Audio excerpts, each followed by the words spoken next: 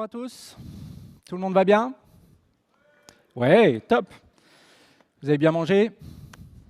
Vous êtes prêts à parler ou à écouter surtout et à entendre parler de webhook? Alors, on va parler effectivement de webhook. Alors, à l'origine, je voulais parler surtout des webhooks côté serveur, mais en fait, je vais parler des deux côtés, d'ailleurs, côté serveur et côté client. Parce qu'il y a des choses intéressantes à dire des deux côtés, comment bien implémenter des webhooks. Déjà, qui est familier ou qui a déjà joué ou utilisé des webhooks? Une majorité, ouais. Je vais quand même faire une petite définition, etc. Mais donc c'est un mécanisme, un pattern qu'on retrouve assez régulièrement dans tout un tas d'outils de services en ligne. On va essayer de découvrir ça côté serveur, c'est-à-dire ceux qui implémentent le webhook aussi bien que ceux qui se font appeler par ce système de webhook. On va parler de ces deux aspects. Donc moi, je suis Guillaume Laforge, je travaille chez Google dans la partie Google Cloud et je me focalise surtout sur les produits à la mode serverless, App Engine, Cloud Functions, Cloud Run, etc. Même si là, ce n'est pas le sujet du talk. Il y en a qui me connaissent peut-être mieux pour Apache Groovy, le langage de programmation. Il y en a qui l'ont utilisé, ou peut-être à travers d'un Jenkins ou un truc comme ça, ou Gradle peut-être. Et je suis aussi un des membres cofondateurs des Cascodeurs. Est-ce qu'il y en a qui écoutent les Cascodeurs? Ouais, top. Donc là, je ne suis pas venu avec le déguisement officiel des Cascodeurs. Mais on ne fait pas d'enregistrement live. Enfin, si, mais ce n'est pas pour les Cascodeurs en tout cas. Alors, les webhooks, pourquoi mes slides ils avancent pas? Ce serait bien qu'ils avancent quand même. Voilà. Les slides, par contre, c'est un peu coupé en haut à gauche. Bon, bref, c'est bit.ly webhooks-impl. Voilà, là c'est top. Et donc, si vous voulez retrouver les slides et jeter un petit coup d'œil après, vous pourrez aller à cette adresse. Et vous pouvez me suivre sur Twitter si vous voulez.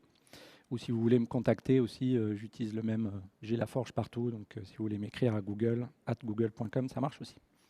Donc qu'est-ce que c'est les webhooks? Alors une petite définition, donc on peut appeler ça, je pense, un mécanisme ou un pattern.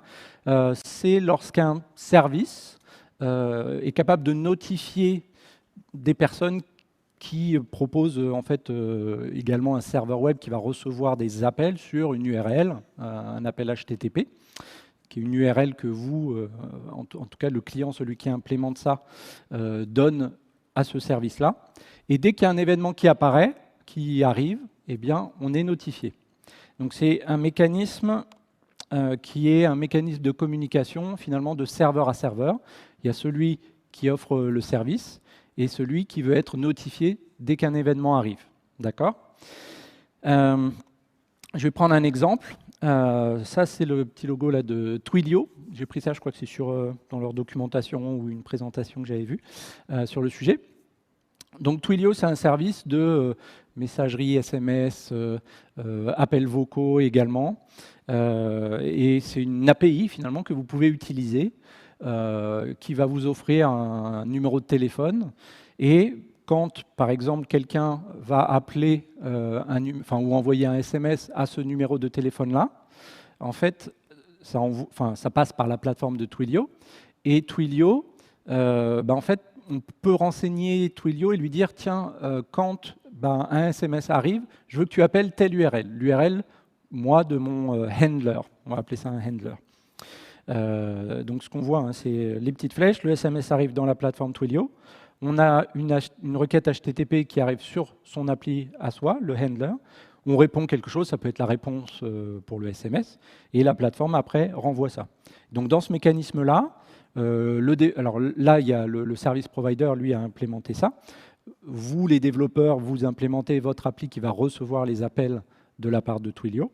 Mais ce qui va être intéressant, c'est aussi de se mettre dans les chaussures de Twilio et de voir quelles sont les problématiques qu'ils peuvent rencontrer quand on doit supporter ce pattern de webhooks. Pour prendre quelques autres petits exemples où on retrouve souvent des webhooks, donc tout ce qui est paiement comme Stripe, quelqu'un va payer, je sais pas, un abonnement à votre service, et Stripe va appeler une URL de votre choix pour dire, tiens, ça y est, tel utilisateur s'est enregistré et s'est abonné.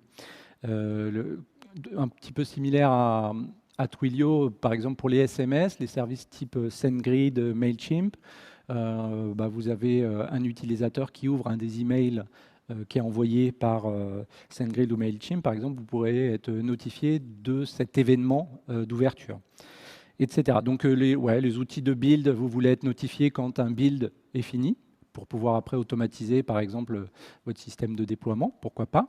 Ou aussi les plateformes de chat type Dialogflow, c'est aussi un produit de Google que j'ai pas mal utilisé et présenté par le passé, qui permet de créer des chatbots.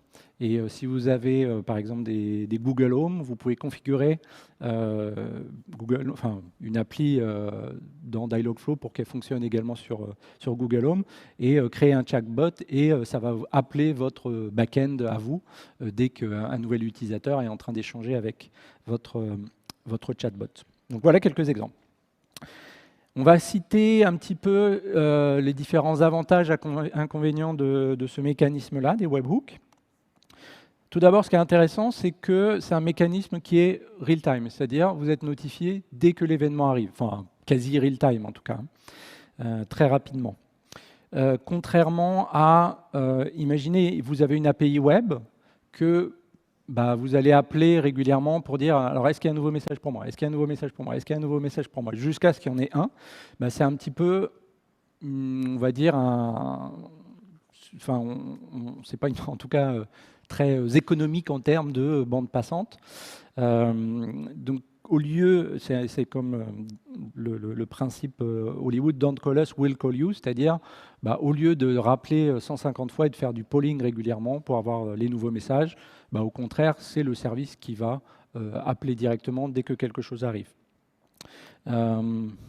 Cet argument est peut-être un peu moins valide, mais évidemment, c'est que ceux qui ont souscrit à ces événements-là qui vont recevoir ces notifications.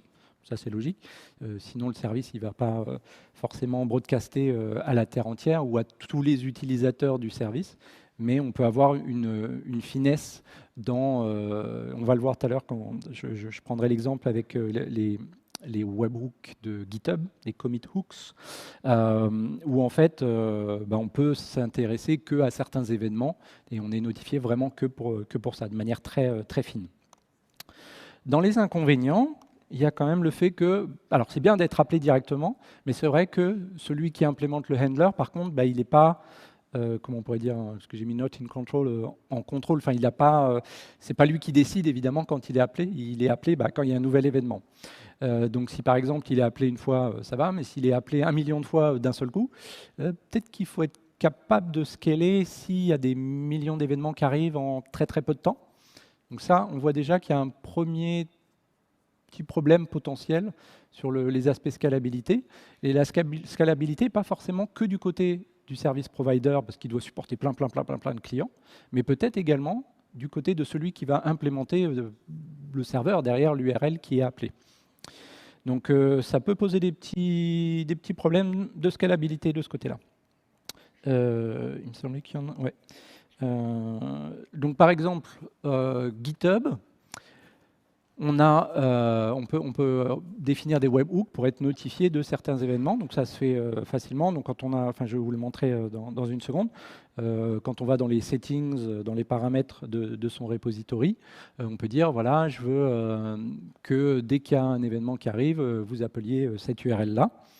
Et typiquement, il y a beaucoup d'événements possibles. Donc souvent, ce qui nous intéresse le plus, c'est quand du code a été poussé, parce qu'on veut builder automatiquement. Quand il y a des pull requests, on peut vouloir aussi tester le code qui a été soumis. Qu'est-ce qu'il y a d'autre? Ou des nouvelles issues qui ont été créées dans l'issue tracker de GitHub. Ça peut être parce qu'on veut que ça notifie automatiquement le Slack de l'équipe, de dev, des choses comme ça. Et on va faire cette première petite démo, justement. Alors, j'ai un petit projet, un petit repository ici. Déjà, avant d'aller là, je vais vous montrer ce qu'il y a dedans. J'ai un repository sur GitHub. Et là, j'ai donné cette présentation à Geekon à Prague, d'accord? Mais on n'est pas à Prague ici, hein, on est d'accord? Donc ce que je vais faire, je vais modifier ce fichier-là, et puis je veux être notifié quand justement quelqu'un commit quelque chose sur ce repository-là. Donc pour cette première démo-là, je ne vais pas encore vraiment coder, je vais utiliser un service qui s'appelle, qui est super pratique pour tester les webhooks, qui s'appelle RequestBean, fourni par PipeDream, là c'est ce qu'on voit en haut à gauche, qui nous permet en fait de créer une URL qui va recevoir les webhooks en fait. Et on va pouvoir examiner ce qui se passe à l'intérieur. Donc là, là j'en ai déjà créé un nouveau, mais il y a un petit bouton nouveau qui permet de créer en fait une nouvelle URL. Ça donne une URL temporaire, quoi, qui est générée comme ça. Et cette URL-là, on va la garder sous le coude et on va la mettre dans les settings de mon projet. Vous allez voir ici, il y a webhooks. Je vais aller voir les webhooks. Je vais rajouter un webhook. Alors, regardez pas mon mot de passe. Hein. Pourquoi il ne me propose pas d'ailleurs de l'auto-compléter? Regardez pas mon numéro de carte de crédit non plus. Merde. Pardon. Confirme password. Voilà. Je ne sais pas pourquoi d'ailleurs. Dans la partie admin, il me redemande régulièrement de m'authentifier. D'ailleurs, c'était pas ça que je voulais faire. Bon, ok, je vais changer mon password. Ça marche. C'était pas ça que je voulais copier-coller, évidemment. Ça y est, comiteria, s'il vous plaît. Et c'est en live en plus. Hein.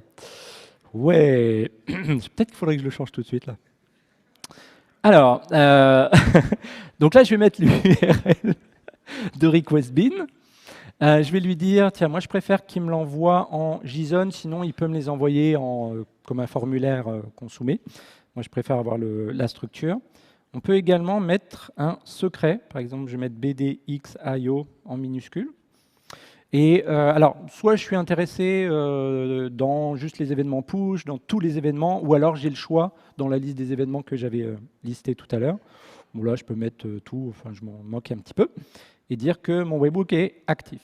Je rajoute le webhook, et là, donc là normalement il est configuré, et je devrais,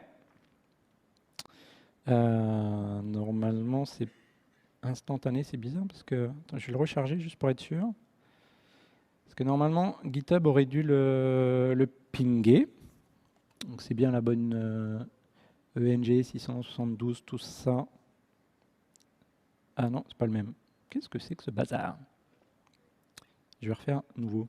Ah oui, non, parce que j'ai reloadé, donc du coup, c'en est un autre, non? C'est ça? Qu'est-ce qui se passe? C'est pas le bon onglet. Ouais. Bah, je vais recopier celui-là, c'est pas grave. C'est pas mon password, je réédite celui-là, je rechange l'URL. J'espère que ce coup-ci, c'est bon. Donc là, c'est bien le même, ici et là. OK. Et il y a peut-être une histoire de Only your account can access this bean. Et public, je sais pas. Alors c'est embêtant si ça marche pas, sinon ça va m'embêter tout à l'heure. Bon, update, non, j'ai déjà fait update. Donc je vais committer, on va voir si ça marche pas. Parce que normalement, ce que fait GitHub, c'est qu'il envoie un événement de test. Et du coup, j'aurais déjà dû le voir arriver. Et c'est ce qui m'inquiète un petit peu. Donc imaginons que ça marche quand même. Et que je teste ça. Webhooks Playground for bdx.io. Allez, je mets même pas de message de commit, c'est pas bien. Hop. Et, quand même. Donc là, je vois un post qui est arrivé. Et du coup, je peux... Alors, ce qui est bien avec ce service-là, c'est que je peux regarder dans le détail, je peux regarder aussi bien les headers, et justement, on va y revenir tout à l'heure. Et en fait, le JSON qui m'est envoyé, alors soit je le vois en raw directement en JSON, mais il y a une partie jolie ou structurée qui me permet de voir, par exemple, alors où est-ce que c'est écrit? Alors, il y a beaucoup d'informations. Moi, je cherche le détail du commit. Voilà, c'est là. Update, readme. Voilà, enfin, du coup, il n'y a pas le détail. Si, le fichier qui a été modifié, c'est mon readme.md. Et voilà. Donc, j'ai tous les détails sur ce commit. Donc, vous voyez le mécanisme. Le service provider, ici, c'est GitHub. Alors, des fois, on va renseigner l'URL au travers d'une UI, une console, un truc comme ça. Mais après, par exemple, GitHub a une API super riche qui permet également de programmatiquement définir des URL de webhook, évidemment. Donc voilà à quoi ça ressemble un petit peu les webhooks. Donc là, on a utilisé un service provider et on a, entre guillemets, implémenté un handler qui reçoit les notifications dès qu'un événement est poussé. Mais on va y revenir encore un petit peu après. Hop, on repasse au slide. Donc implémenter les webhooks, alors vraiment, on va dire très grosse maille. Hein. Donc effectivement, côté service provider, il faut implémenter cette infrastructure pour recevoir des URL, on va dire, enregistrer de nouvelles URL, des abonnements, on pourrait appeler ça, une souscription. Et également, quand un événement arrive, avoir peut-être un système de bus, quelque chose comme ça, quand un événement arrive, il faut être capable de le dispatcher à tous les clients qui sont intéressés par cet événement. Donc il peut y en avoir un, mais il peut y en avoir 1000 également. Côté handler, il faut aussi, quand on donne une URL, il faut derrière que nous, on ait un serveur qui soit capable de répondre sur cette URL et recevoir, normalement les webhooks, c'est plutôt des posts, HTTP posts, donc être capable de recevoir des HTTP posts qui arrivent sur notre service. Après, on peut enregistrer, une fois que ce service est prêt, cette URL auprès du provider. Et puis, voilà, dès qu'il y a des événements, le provider va pouvoir nous envoyer les événements. Mais dans ces différentes étapes-là, il peut y avoir des petits soucis. Donc là, dans le petit exemple, le request bin, le petit service que j'ai utilisé, il répond toujours avec un code 200. Mais imaginons que quelque chose arrive. Peut-être qu'il va y avoir une erreur du côté du handler et on ne va peut-être pas forcément retourner HTTP OK 200. Et on va peut-être retourner 404. On a mal configuré l'URL, une erreur 500 parce qu'il y a une erreur côté du serveur qui supporte ça. Il peut y avoir plein de choses. Donc en tout cas, quand on est le receveur de ces événements-là, il faut effectivement donner un status code correct en retour. Donc si on a reçu l'événement, on répond HTTP status code 200. S'il y a un problème, si ce n'est pas 200 quelque chose, c'est qu'il y a un problème. Donc le service provider, il faut qu'il sache que ça veut dire que du coup, lui, il n'a peut-être pas reçu l'événement. Donc il va peut-être falloir que je lui renvoie. On doit implémenter aussi un mécanisme de retry, de réessai. Quand on fait ça, alors je crois que c'est le slide suivant, quand on fait ça, imaginons qu'il y a que le serveur côté... Donc oui, ce que j'ai fait aussi dans les petits conseils ou problèmes qu'on peut rencontrer, etc. Parfois, je mets provider ou handler, ça veut dire ça, c'est des choses qu'on va faire côté provider ou service provider ou côté consumer handler, que j'appelle. Donc, qu'est-ce qui peut arriver? On peut imaginer que celui qu'on appelle, à qui on va envoyer l'événement, il est un peu surchargé, il fait déjà pas mal de travail. Donc, si il répond avec une erreur, c'est peut-être qu'il est trop surchargé. Donc, si le provider il se dit « Ah tiens, il n'a pas reçu mon message, je vais le renvoyer, je lui renvoie, il n'a toujours pas réussi à le traiter, je lui renvoie », en fait, on va peut-être bombarder et flouder le consommateur, le handler, alors qu'en fait, c'est juste qu'il était un peu ras la gueule et qu'il n'était pas capable de répondre tout de suite. Donc, au lieu de réessayer toutes les millisecondes ou toutes les secondes, on peut implémenter ce qu'on appelle l'exponential back-off, c'est-à-dire, on va essayer dans une seconde, s'il n'y arrive pas tout de suite, le problème n'est pas encore réglé, il ne s'est pas relancé ou je ne sais quoi, on va réessayer dans 2 secondes, dans 4 secondes, dans 8 secondes, dans 16 secondes, dans 32 secondes, bravo. Et après, normalement, vous les connaissez par cœur, les puissances de 2. Alors après, voilà, il y a peut-être une limite, c'est-à-dire après, on le fait une fois toutes les 5 minutes et au bout de 10 fois, on dit on arrête. Par exemple, ce que fait GitHub, alors là, oui, du coup, j'avais effacé mes anciens essais que j'avais, où justement j'utilisais mon serveur que je faisais tourner, etc. Et en fait, on voit que GitHub, automatiquement, il dit « Ah celui-là, il a eu trop d'erreurs, du coup, je lui envoie plus d'événements ».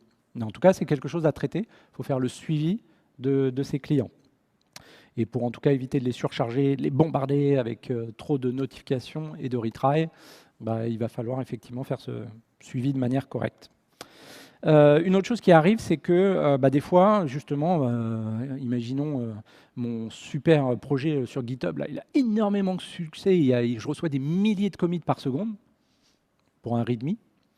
En fait, je vais peut-être pas être capable de gérer les 1000 appels par seconde. Peut-être j'ai juste un pauvre petit serveur qui tourne chez moi derrière ma box ou un truc comme ça va pas trop lui plaire. Donc ce qu'on peut faire aussi, c'est plutôt... Alors, il faut quand même traiter ces milliers d'événements qui arrivent, mais peut-être que de répondre à chaque événement de manière individuelle, au lieu de faire ça, en fait, on pourrait aussi le faire en batch. Donc par exemple, je crois que c'est l'API de Facebook qui fait ça. Dans Facebook, en fait, vous êtes sûr que Facebook ne va pas vous appeler plus d'une fois par seconde. Et s'il y a eu plus d'un message par seconde, il va faire un batch, il va envoyer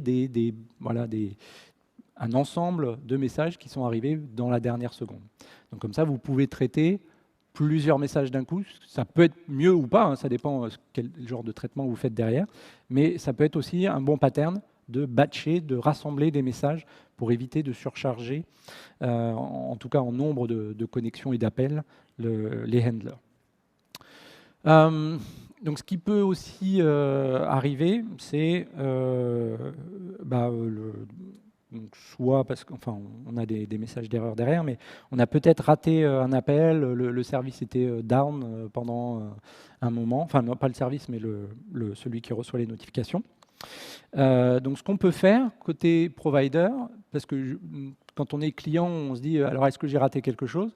Mais peut-être que côté provider, on peut aussi implémenter ce pattern de je ne sais même pas comment on dit ça en français, la dead letter, la lettre morte, c'est-à-dire une queue, un endroit où on peut aller regarder en tant que client et dire alors est-ce que j'ai raté quelque chose? Donc ça peut être une API où on redemande les derniers messages. Il y a plusieurs manières de faire ça. Ça peut être un système Kafka, PubSub, je ne sais quoi.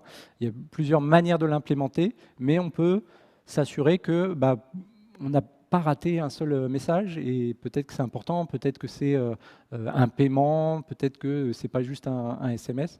Donc ça peut être intéressant d'implémenter ce pattern pour pouvoir faire un audit de ce qui s'est passé. Donc c'est là où je fais, alors je ne suis pas trop habillé en Google aujourd'hui, mais c'est là qu'il y a la page publicitaire où par exemple vous pouvez utiliser des services comme PubSub quand vous faites ça dans le cloud. Attention. Donc PubSub c'est un service de messagerie, on va dire, avec des topics. On peut demander à recevoir des messages sur des topics, les rappeler, enfin il y a plein de choses qu'on peut faire avec ça. Donc c'est comme des brokers de messages classiques. Hein. Donc il y a des features qui sont plutôt intéressantes, genre le Seek and Replay où on peut rejouer des événements qui sont passés. Il y a des fonctionnalités vraiment intéressantes. Et vous êtes garanti en tout cas d'avoir au moins quand un message a été délivré, vous êtes sûr de le recevoir au moins une fois. Après, il y a aussi des patterns pour être sûr de ne le recevoir qu'une fois. Mais ça va m'amener à un autre point, juste là, c'est que quand vous utilisez une solution technique, peu importe que ce soit Google ou ailleurs, hein, imaginez le serveur, le service provider, il n'est pas sûr. Le service provider, il n'est pas sûr que vous ayez reçu le message. Donc ce qui peut arriver, c'est qu'il va peut-être redélivrer, il va faire un retry, parce que vous avez mis trop de temps à répondre, etc. Il va faire un retry et il va vous renvoyer le message. Mais peut-être vous ne l'aviez pas encore traité, mais du coup, d'un seul coup, vous avez 2 fois le même message. Donc il faut être capable d'être, côté handler, le receveur des notifications, il faut être idempotent, dans le sens où il faut être capable de savoir qu'on a déjà traité un message. Donc ça peut être garder en cache tous les ID des messages qu'on a reçus. Et justement, ces messages, ces notifications, il faut qu'elles aient un ID pour qu'on soit capable de dédupliquer et de savoir « Ah ben non, celui-là, je l'ai déjà reçu ». D'accord? Donc il faut penser à l'idempotence. Bon là, de manière un peu plus générale sur la sécurité, ce qui est bien, donc là c'est un mécanisme HTTP, donc plutôt que les gens puissent regarder ce qui passe en clair sur le réseau, autant utiliser HTTPS, hein, mais on arrive un peu dans un monde où on nous dit, même dans les navigateurs, si on va sur un site HTTP, on nous dit que c'est pas sécurisé, avec des warnings, des cadenas rouge et tout ça. Donc là, évidemment, une bonne pratique, c'est d'utiliser HTTPS pour la communication, serveur, handler. Qui appelle, qui envoie la notification? Côté handler, du coup, on expose quand même une URL sur le net. Alors après, on peut faire aussi des systèmes de webhook en interne derrière un pare-feu, etc., évidemment. Là, je prends plus le cas des webhooks publics, en tout cas disponibles sur le net. Donc du coup, le handler, c'est quand même une URL qui est publique. Donc peut-être que quelqu'un pourrait découvrir cette URL et pourrait lui balancer n'importe quoi et vous faire une attaque DDoS, quoi. Donc qu'est-ce qu'on peut faire? Par exemple, on peut s'assurer qu'il n'y a que l'adresse IP du service provider qui nous appelle. Après, par contre, je sais pas moi, GitHub, il ne donne pas forcément l'adresse IP. Ou quand vous utilisez un service cloud, vous avez des IP, on va dire élastiques, vous ne savez pas trop, c'est jamais forcément la même IP. Donc, on ne peut pas forcément toujours implémenter ce mécanisme-là. Mais si vous pouvez le faire, ça peut être sympa, ou vous savez qu'il y a une range d'adresses IP seulement qui peut appeler votre service. Voilà, ça peut être une petite sécurité supplémentaire pour être sûr qu'on n'a pas des gens qui appellent notre URL. Alors l'autre truc intéressant, on pourrait imaginer que quelqu'un arrive à appeler avec la même IP ou quelque chose comme ça. Bon, pourquoi pas? C'est un peu comme l'histoire de la chauve-souris là, de Bigard. La chauve-souris, elle arrive à faire le code sur l'interphone, tout ça. Bon, imaginons, ok. Donc là, peut-être que vraiment, donc on veut vraiment s'assurer que c'est vraiment le service provider qui nous appelle.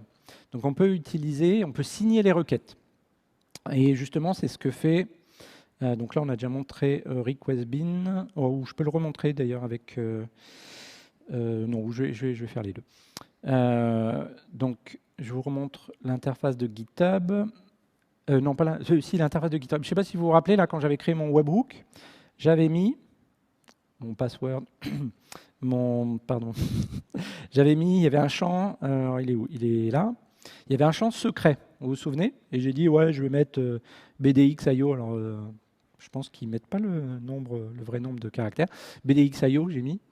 Et c'est mon secret. Donc, il n'y a vraiment que moi qui renseigne l'URL et GitHub qui connaissent mon secret. Et en fait, où je vais le montrer dans request-bin, je ne sais pas si vous avez vu, mais j'avais dit on peut regarder les headers de la requête. Et il y a un header qui dit alors xhub signature SHA-1 égale, et puis un code genre exa, là, B64 ou je ne sais pas quoi. Enfin, c'est un SHA-1, c'est un hash. Et en fait, ce truc-là, donc regardez, hein, c'est B82 quelque chose, rappelez-vous. Alors, ce n'est pas un B52, c'est un B82. C'est peut-être moins parfumé. Donc, ce que ça fait, ce truc-là, c'est ça fait une signature HMAC. Donc là, j'ai un petit outil que j'avais trouvé sur le net qui permet de tester les signatures HMAC. Donc, en fait, là, je vais prendre le body, qui est ici. Je vais le copier. Je vais le mettre là-dedans. Mon secret, j'avais dit, c'était BDXIO. Et qu'est-ce que j'utilise comme algorithme pour mon message digest? J'utilise SHA-1 et je compute. Et effectivement, la signature avec mon secret et le body avec comment on dit, le digest du body, et c'est effectivement B82 quelque chose. Alors c'est peut-être, je ne sais pas si vous arrivez à le lire, en tout cas c'est B82, et c'est effectivement ce que je retrouve ici, là, dans les headers. Donc je sais que pour avoir la même valeur ici, ça veut dire que GitHub avait effectivement mon secret et a été capable de me donner le HMAC avec ce secret-là. Donc au moins je sais que c'est vraiment GitHub qui m'appelle. OK. Alors si je voulais vous montrer aussi ngrok. Donc on va faire. Donc là, moi j'ai un petit. On va grossir ça un petit peu. J'ai utilisé. Je sais pas, vous connaissez le framework Micronaut pour faire des microservices? Ouais, cool. Il y a une présentation ici aussi qui en parle. Donc j'ai fait un petit service en Micronaut, tout bête. Hein, c'est vraiment genre Hello World. Hein.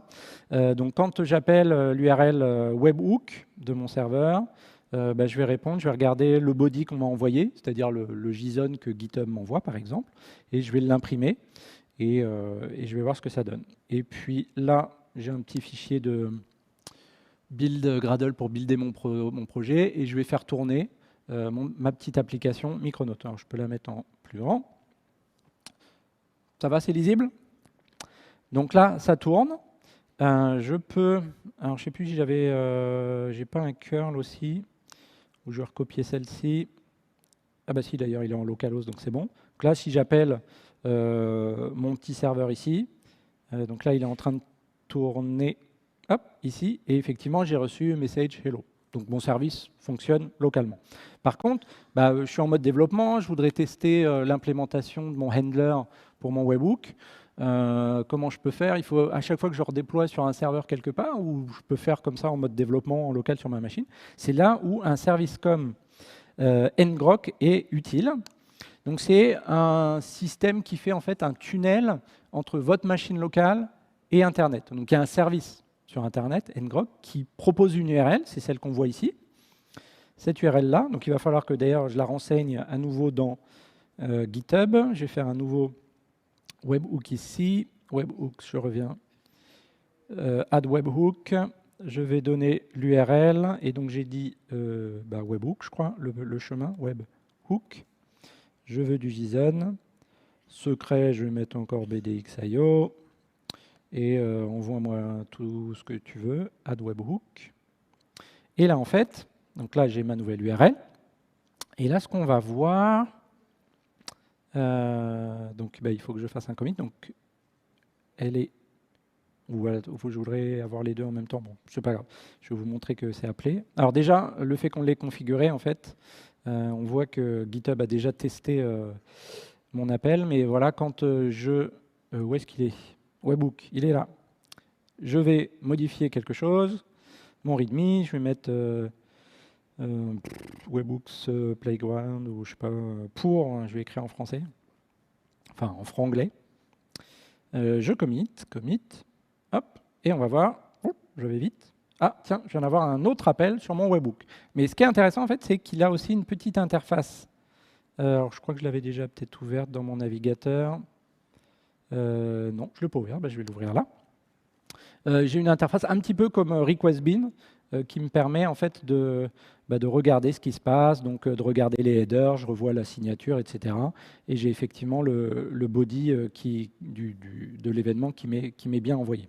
Donc ce qui est intéressant avec ça, c'est que c'est un outil super pratique pour, en mode développement, petit à petit développer son webhook, le tester, voir comment il fonctionne. Donc ngrok, un petit service en ligne avec un outil qui fait un tunnel entre localhost et ce service en ligne. Et vous avez une URL qui peut être appelée par le service provider. Ouais, mon service. Je reviens là. Donc dans mon service, il écoute sur le contrôleur, il reçoit sur /webhook. Ouais, c'est là où... Ah oui, tu as raison, je suis bête. Ouais, et donc voilà, effectivement. Alors, donc tout à l'heure, il y avait mon test avec Hello. Là, après, il y a le message de test de GitHub. Et là, mon commit. Merci, c'est vrai que j'avais oublié de le montrer. Et là, dans mon commit, alors bon, c'est un peu illisible, mais là-dedans, quelque part, il doit y avoir écrit voilà, j'ai modifié le README. Est-ce qu'on voit d'autres trucs intéressants? Bon, là, j'ai un peu de mal à lire parce que c'est un peu trop condensé. Mais effectivement, donc mon service en local a bien reçu l'appel de GitHub grâce à ce tunnel. Merci de m'avoir suggéré de montrer ça. All right. Donc après, là, je ne veux pas rentrer sur les aspects, authentification, autorisation, etc. Mais voilà, tous les bons principes de sécurité sont bons à garder en tête, au-delà de HTTPS, des signatures, etc.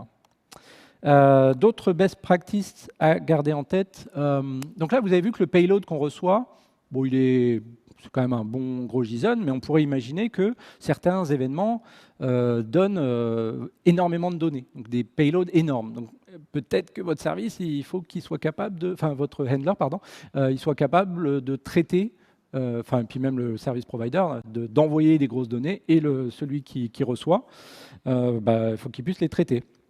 Donc un truc qui peut être intéressant, c'est en fait, peut-être qu'on n'a pas besoin du payload forcément. Par exemple, on envoie une vidéo pour être traitée automatiquement par une plateforme vidéo, et un utilisateur upload une nouvelle vidéo, et vous allez être notifié qu'une nouvelle vidéo arrive. Mais peut-être vous avez juste besoin de savoir, il y a une nouvelle vidéo, voici son URL, plutôt que envoie-moi les 3 gigas de la vidéo. D'accord ? Donc, ça peut être un mécanisme en 2 fois, c'est-à-dire, j'envoie le message. Si je suis intéressé par le contenu de la data qui a été modifiée, peut-être que je vais faire un appel à une API particulière pour récupérer ce contenu. Mais je ne suis pas obligé de mettre le payload. Par exemple, là, dans le JSON qu'on voyait, on ne voit pas le diff de ce qui a été envoyé. On sait juste que ça a été modifié. Donc, si je veux avoir le diff, il faut que j'appelle une URL autre, particulière, en dehors du webhook, où là, c'est vraiment plus une API web classique. Les webhooks, côté handler, les handlers doivent répondre idéalement rapidement. C'est une bonne pratique, parce que imaginons que le serveur ait des milliers de clients. S'il a autant de connexions ouvertes pendant très longtemps, parce que les handlers, ils font leur boulot, ils traitent le message, mais ça met beaucoup de temps, en fait, c'est pas sympa, en tout cas pour le service provider. Bon, après, quand c'est des plateformes à la GitHub, on pense qu'ils ont les moyens de traiter ça, de gérer ça, mais bon, pas forcément. Donc, idéalement, les webhooks, c'est bien les handlers s'ils répondent rapidement. Ou même qu'ils répondent « oui, j'ai reçu le message ». Et après, le traitement, ils peuvent le faire en asynchrone. Mais au moins, oui, j'ai reçu. Donc, je réponds au service provider, c'est bon, j'ai reçu. Donc voilà, c'est pour ça que je dis les handlers devraient ne rien faire, c'est-à-dire juste dire oui, j'ai reçu, et non pas attendez, je le traite, et après je te dirai oui, c'est bon. Donc ce qui peut être fait, alors aussi bien côté handler que côté provider, c'est d'avoir un système de queue, un système de tâches qui permettent de faire, ok, j'ai reçu des tonnes de notifications, je dis oui, je les ai bien reçues, mais je vais faire le traitement en asynchrone par la suite. Donc on peut mettre en place ce genre de système-là. Donc par exemple, en quart publicité, avec Cloud Task sur Google Cloud, on a ce genre de choses-là qui permettent de gérer les tâches, de gérer la déduplication, aussi par exemple un truc qui est intéressant là en haut à droite, tout ce qui est rate limiting. Donc par exemple moi, imaginons que je veuille pousser sur Twitter après le fait que, je sais pas, il y a une nouvelle release de mon projet sur GitHub et je veux pousser un message sur Twitter. Alors release peut-être pas, mais je veux faire un tweet à chaque fois qu'il y a un commit. Mais par exemple, l'API Twitter que moi je dois utiliser, en fait, elle est rate limitée. Vous ne pouvez pas faire plus de tweets un certain nombre de tweets par seconde, minute, ou je ne sais plus quelle est la limite.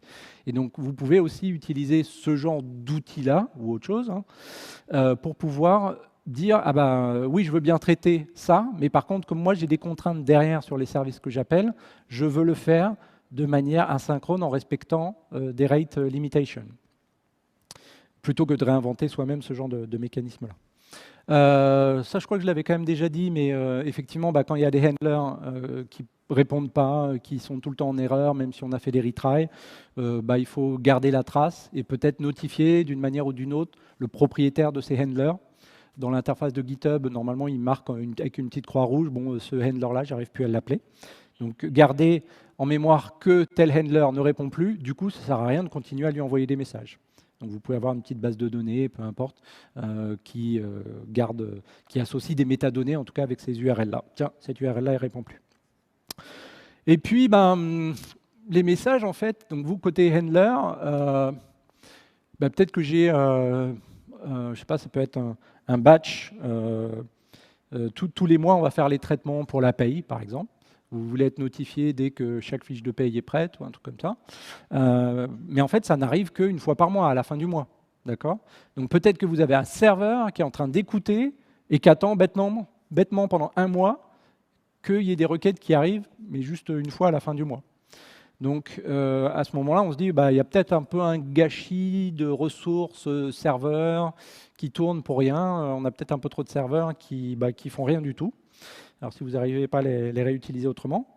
Donc c'est là où en fait, on peut utiliser des approches de type serverless. Donc là, moi, c'est ce sur quoi je bosse chez Google, c'est-à-dire des services compute sur lesquels on peut déployer des containers, des applications, des fonctions, type Functions as a Service, qui vont être réveillés quand un événement va arriver, mais vous payez rien tant que on ne vous appelle pas.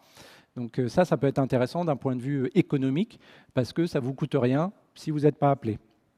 Donc il me reste 5 minutes.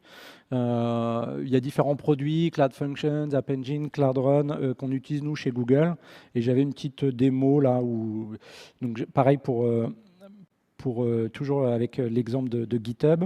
On peut voir le source code. Là, j'ai fait ça en Node.js, en JavaScript. Je balance un petit bout de code. Là, le seul truc que ça fait, ça récupère les headers.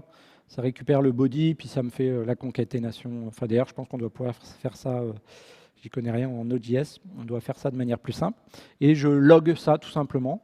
Et donc, normalement, d'ailleurs, on devrait avoir vu des logs qui sont arrivés. Donc voilà, là, ce qui m'a été envoyé pour les derniers commits qu'on a pu faire.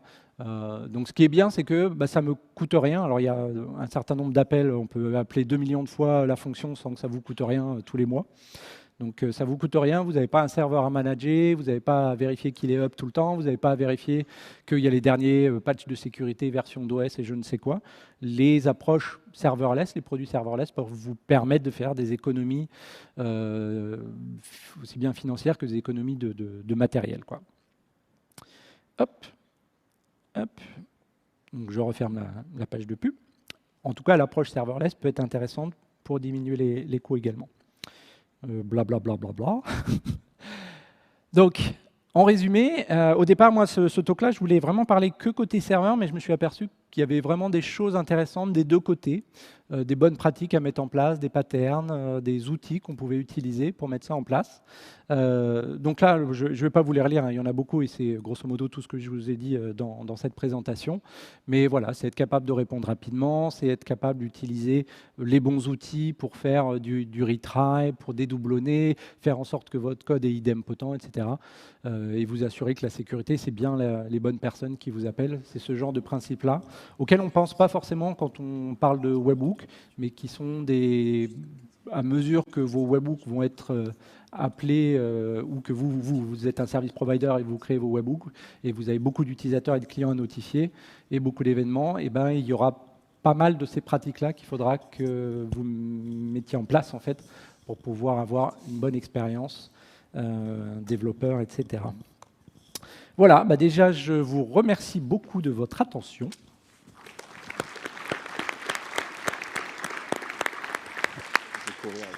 Et du coup, j'ai réussi à garder 2 minutes pour des questions. Est-ce que vous avez des questions? Oui, tout devant. Merci pour la présentation. Si j'ai envie de mettre en place un webhook sur mon système, il y a plein de trucs auxquels je dois penser.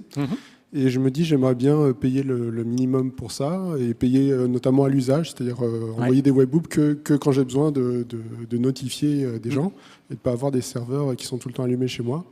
Du coup, je me dis que si un cloud provider proposait un webhook managé, ça pourrait m'intéresser. Ah oui. Alors après, Google en tout cas propose juste les serveurs ou systèmes, App Engine, Cloud Functions, Cloud Run, là qu'on a annoncé hier en GA. Mais effectivement, il n'y a pas tous les mécanismes associés. C'est-à-dire, on pourrait imaginer que le service manager propose une API qui permet d'enregistrer les nouvelles URL, une console, etc. C'est vrai que ça pourrait être intéressant comme service à proposer. Ouais. C'est une très bonne remarque. Un service manager de webhook. Je vais pousser l'idée au product manager chez Google Cloud et on verra ce qu'ils répondent. Mais c'est une bonne idée, ouais. Ouais, c'est vrai. Une autre question ou remarque? Avec la lumière, je ne vous vois pas bien. J'en vois une là-bas, ouais, au milieu.